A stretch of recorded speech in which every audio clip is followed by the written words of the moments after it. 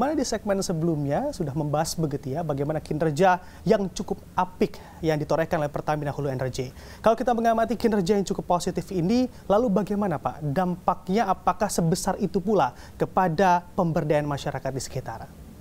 Oke, itu menjadi poin penting bagi kami gitu ya. Jadi upaya PHE ini menyelaraskan antara kinerja produksi, kinerja operasi dengan pemberdayaan masyarakat sebagai bagian dari tanggung jawab sosial dan lingkungan, Pak. Nah, ini perusahaan biasanya mempunyai mapping lah gitu kita bilang ya. Jadi mulai dari ring 1 yaitu dengan melaksanakan program-program yang berbasis dengan community gitu ya. Jadi ada lima bidang gitu ya. Pertama ekonomi, lingkungan, pendidikan, kesehatan, dan infrastruktur gitu ya. Pemberdayaan masyarakat juga ini merupakan aspek yang fundamental untuk ESG ya, karena kita juga sangat-sangat concern terhadap hal tersebut. Nah, program-program ini mulai didasari seperti saya bilang tadi adanya pemetaan sosial, kemudian yang dirumuskan dengan program-program yang dibutuhkan oleh masyarakat gitu. Nah, biasanya kita selalu mengadakan semacam fokus group discussion, baik dengan masyarakat atau pemerintah setempat. Jadi apa yang kita berikan nanti ke masyarakat itu benar-benar tepat dan tentunya mempunyai dampak yang positif kepada masyarakat itu sendiri dan tentunya bagi kita gitu ya. Kalau kita masuk ke suatu daerah ya minimal ada namanya license to operate oleh masyarakat gitu. Okay. Jadi ini yang sangat perlu bagi PHE gitu ya dalam menjalankan operasinya. Jadi selaras antara kegiatan operasi maupun pengembangan masyarakat sekitar gitu ya. Nah, kemarin ada program pemberdayaan masyarakat yang bertema cukup besar ini baru-baru saja kita lakukan, itu Sustaining Impact gitu ya. Jadi SHU, Sustain to Integrated Meaningful Program and Action for Community. Pada tahun 2023 PHE ini salah satu gambarannya bagaimana kita dekat dengan masyarakat dan lokal hero. PHE sukses mendapatkan proper emas itu sebanyak 12 untuk 12 wilayah kerja atau lapangan dan juga 19 proper dengan predikat hijau. Oh, oke Pak, ini capaian yang tentunya luar biasa begitu ya bagi Pertamina Hulu Energy. Kami mengamati juga Pak Khalid, di mana pemerintah sangat-sangat fokus begitu ya, bahkan bukan hanya pemerintah secara global juga bersama-sama bergandengan tangan untuk menekan kadar emisi global. Okay. Kalau dari pemerintah saat ini memang fokusnya untuk bagaimana caranya secepat mungkin penerapan EBT dan juga nantinya saat ini dilakukan berbagai macam fokus untuk transisi energi. Bagaimana juga Pertamina Hulu Energy ini turut mendukung transisi energi yang juga digaungkan oleh pemerintah tapi tidak mengurangi dari kinerja produksi Pertamina Hulu Energy. PHE itu sangat mendukung net zero emission. Yang dicanangkan oleh pemerintah yaitu pada tahun 2060 gitu ya. PHE memiliki 3 program strategis lah gitu. Jadi ada yang sudah berjalan, ada yang masih di dalam perencanaan dan mudah-mudahan ini semua bisa dilaksanakan dalam waktu dekat. Yang pertama tentunya peningkatan pemanfaatan dan monetisasi gas yang merupakan bentuk energi yang lebih rendah karbon. Itu yang pertama. Yang kedua program dekarbonisasi dan dengan efisiensi pemanfaatan gas suar dan switching power supply ke energi yang terbarukan, misalnya menggunakan tenaga surya gitu ya. Kami sudah memasang di beberapa tempat, tapi yang paling besar mungkin di Rokan ya sampai 26 megawatt dan ini juga masih akan terus ditingkatkan. Jadi program-program ini sudah membuktikan dari poin 1 dan poin 2 tadi bahwa penurunan emisi itu sampai 872.000 ekivalen ton CO2 gitu ya. Nah, ini yang sudah berjalan. Dan kemudian tentunya lagi-lagi mengadaptasi, merespon lah gitu. Dengan kondisi saat ini kami juga sudah mulai melakukan studi penerapan dari CCS maupun CCUS gitu ya. Jadi carbon capture utilization and storage maupun carbon capture storage. Nah ini PHI ini sudah mengidentifikasi storage yang ada di seluruh Indonesia sekitar 7,3 gigaton gitu ya.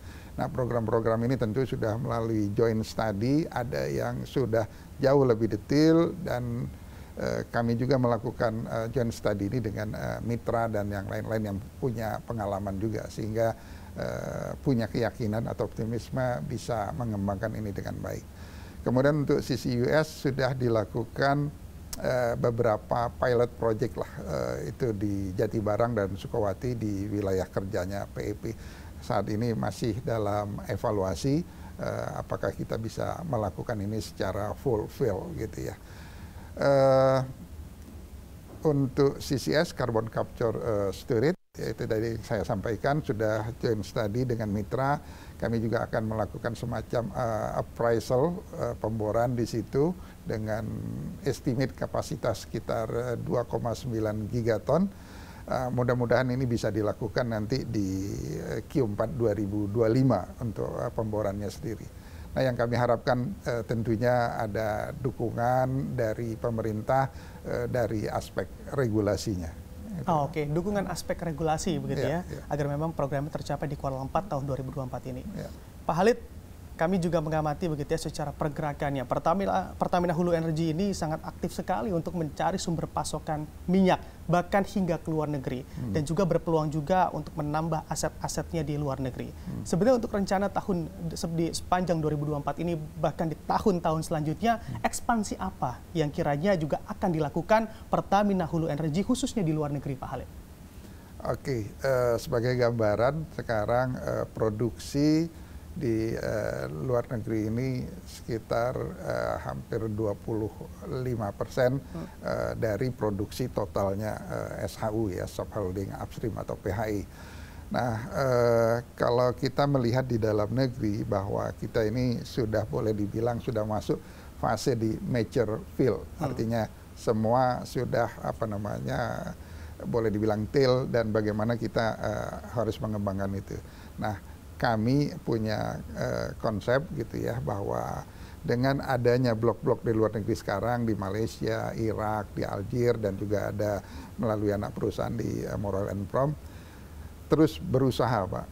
Kemarin sudah membuka kantor di Dubai, itu salah satu poin juga bagaimana kita melihat peluang-peluang di luar.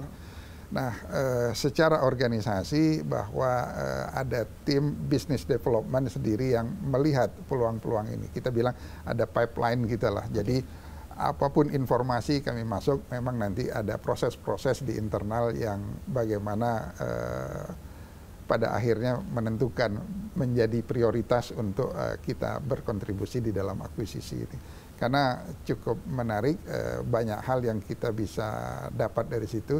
Tidak hanya mungkin produksi, cadangan, tapi juga bagaimana membina SDM untuk lebih mengglobal lah. Gitu. Oke, nah ini kuncinya, membina SDM agar lebih mengglobal gitu ya, karena memang terjadi banyak inovasi secara global.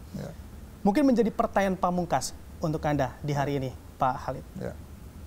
Bagaimana point of view Anda atau pandangan Anda terhadap prospek bisnis migas di tanah air kita, Pak Khalid? Silakan.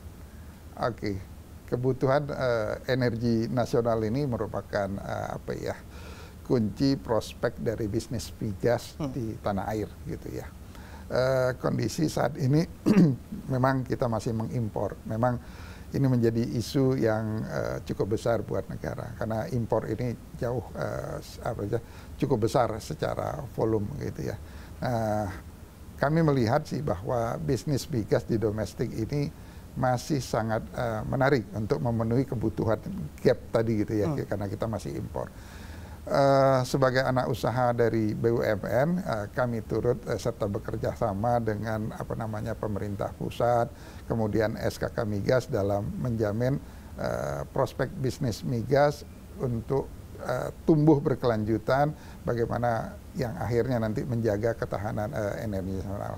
Nah, bagaimana optimasi proses perizinan, menurut saya, optimasi bentuk kontrak, kemudian banyak hal ya, kayak penggunaan lahan, memastikan regulasi perpajakan yang kondusif, serta bagaimana kita lebih progresif di dalam kegiatan eksplorasi.